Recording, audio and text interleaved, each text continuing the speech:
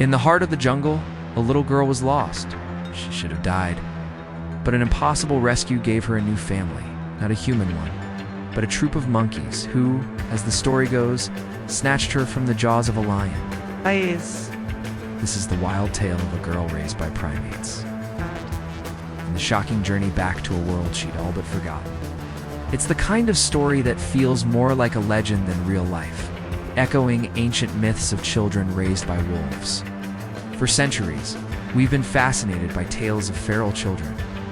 But could a story this wild, a baby, a lion, a monkey, rescue actually be true? Today, we're peeling back the layers of the legend to find the real, documented account that might have inspired it all. But be warned, the true story is even stranger than the fiction. The tale usually starts with a tragedia, horrible accident in a dense, remote jungle that leaves a baby girl completely alone. As she cries, she attracts the attention of a predator. A lion stalks through the undergrowth, ready to pounce. But just before it strikes, the canopy explodes with noise. A troop of monkeys swarms down from the trees, creating chaos and distracting the big cat. In the confusion, a single monkey snatches the baby and carries her up to safety. It's an unbelievable moment that kicks off an even more unbelievable life, with the girl knowing only the monkeys as her family. It's a powerful story, but it hits a huge snag right away. Lions don't live in the rainforests of Colombia, where this story is often set. While mountain lions do exist in Colombia, they are solitary and wouldn't fit the narrative. So the dramatic lion rescue is pure fiction. However, that work of fiction points us to a real person whose life story is just as mind-boggling. Her name is Marina Chapman, and according to her, she was kidnapped from her village in Colombia around 1954, when she was just 4 years old, and then inexplicably dumped deep in the jungle.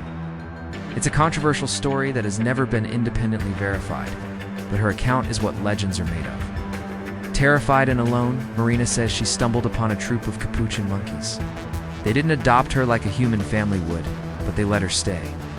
For what she believes was the next 5 years, Marina survived by watching and copying them. She learned what berries and fruits were safe to eat by seeing what they foraged. She claims she slept in hollowed-out trees and learned to climb to escape danger. Over time, human language slipped away, replaced by the hoots and gestures of the primates around her. Life was a constant struggle, and the human world became a distant, faded memory, according to Marina's account. One day she became violently ill after eating poisonous tamarind seeds. Doubled over in pain, she was convinced she was dying. That's when she claims.